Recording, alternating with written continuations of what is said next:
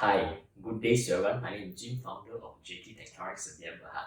We are the design manufacturer house for every display panels. In front of us, this is a factory safety scoreboard.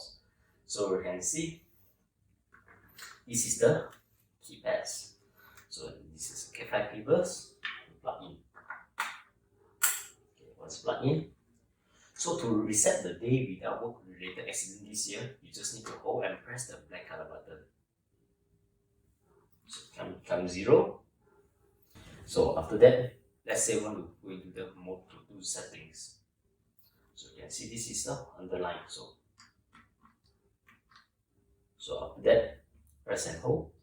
We go to the work-related accidents. Okay, after that, press and hold again. Go underneath the number of work-related accidents. So you can update here.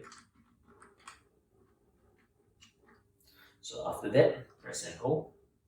This is to update the date, today's dates. And this is the time.